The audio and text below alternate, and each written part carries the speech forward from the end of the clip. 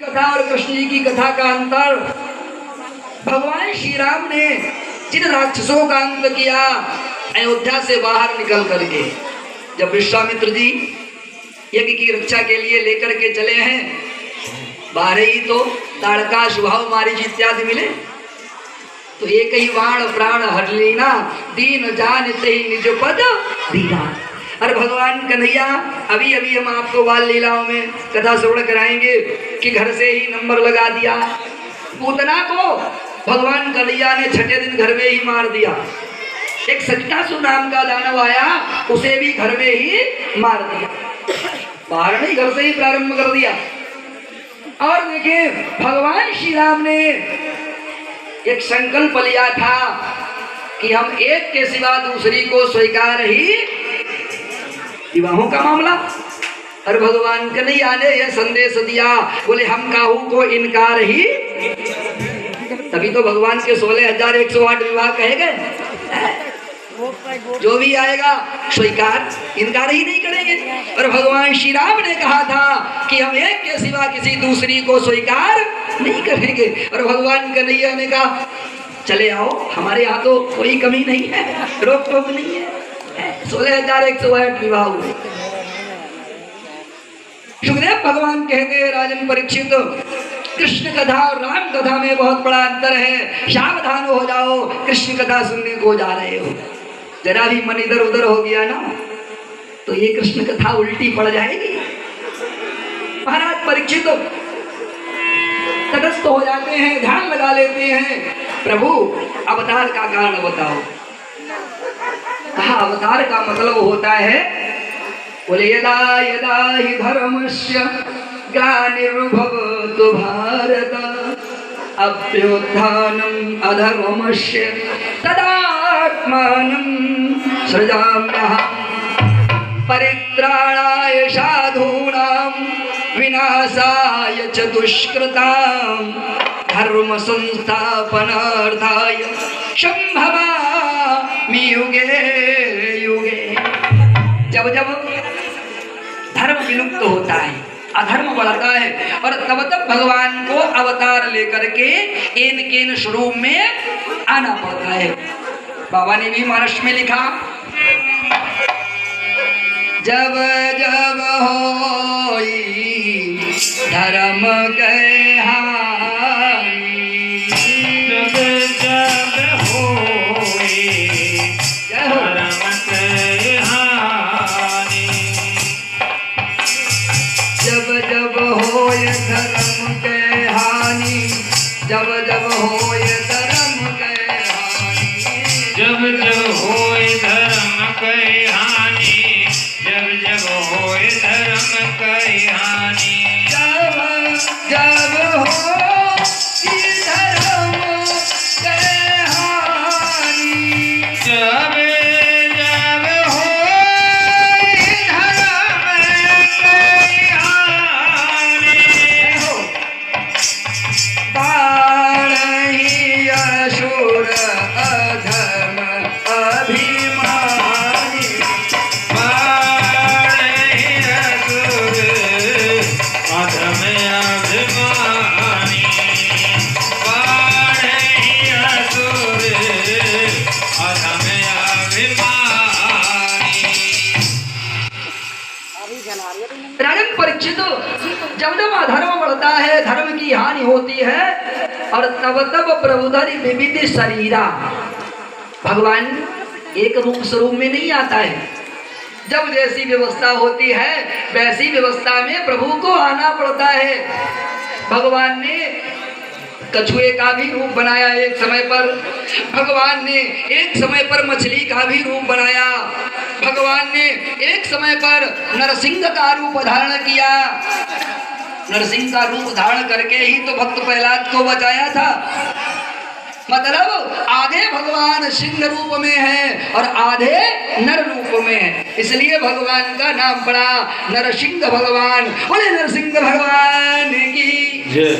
लेकिन भगवान कहते हैं भक्तों, जब जब मैं मछली का रूप बनाता हूँ, कछुए का बनाता हूँ, नरसिंह का बनाता हूँ, ये हमारे अवतार पूर्णकालिक अवतार नहीं, अंशकालिक अवतार हैं।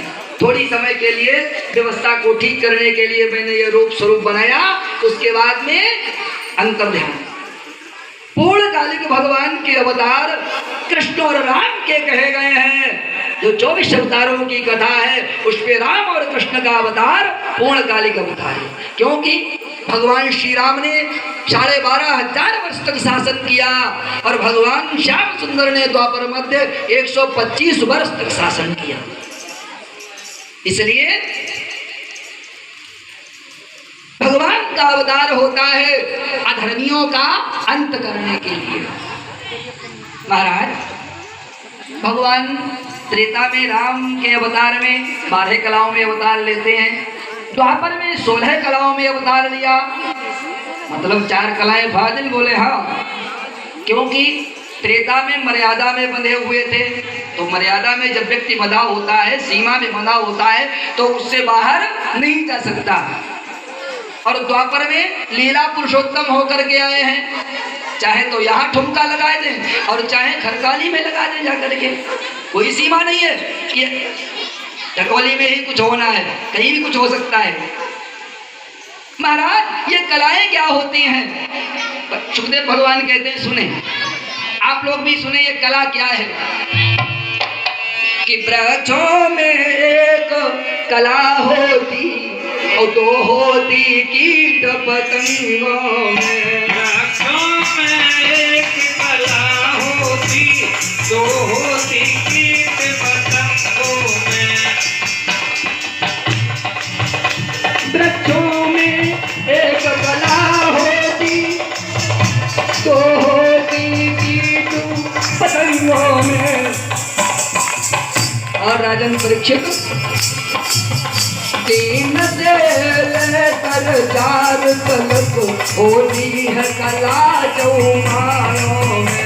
और 3 से लेकर 4 तक होती है कला चौपायों में। और 3 से लेकर 4 तक होती है कथा, होती है कला चौपायों में। वृक्षों में एक कला है, कीट पतंगों में 2 कलाएं हैं, और 3 से 4 तक कलाएं चौपायों में होती, जिनके 4 पैर होते हैं। इनमें 3 या 4 कलाएं होती हैं। महाराज आगे कि 5 से लेकर 8 तक और मनुष्य कला कहलाती है, और इनसे ऊपर जो होती है यही अवतार कहाती है। इनसे ऊपर जो होती है वही अवतार कहाती है। इनसे ऊपर जो होती है वही अवतार कहाती है। 5 से लेकर के 8 तक मानव के अंदर सामर्थ्य है कलाओं को सीखने की, करने की। और 8 से ऊपर जब गिनती चलती है तो 8 से ऊपर किसी के अंदर कलाएं हो तो आप समझ लेना कि ये कोई अवतारी है, साधारण मानव नहीं है। अब ध्यान दें भक्तों, एक प्रश्न उठ रहा होगा, आखिर ये कला क्या है? कला हाँ जी, ओम जी के यहाँ से 1 साड़ी और 1 से 1 रुपए भगवान की इस कथा में दान कर रहे हैं। भगवान इनको और इनको परिवार को सुखी संपन्न रखे।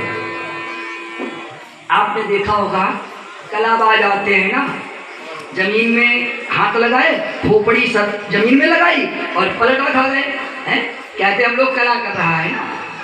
बात बिल्कुल ठीक है। जैसे ये ढोलक बजा रहे हैं, आप ढोलक बजाती हैं, ढोलक बजाना भी एक कला है। भोजन बनाती हैं आप, भोजन बनाना भी एक कला है। कोई वक्ता बोलता है, बोलना भी एक कला है। जल में कोई तैरता है, ये भी कला है।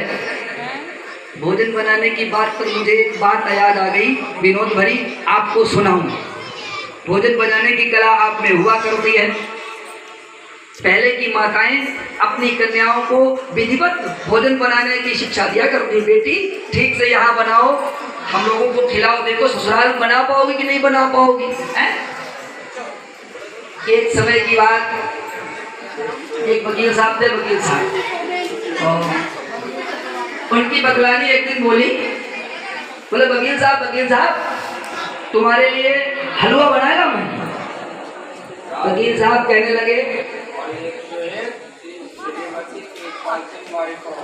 माफ करो,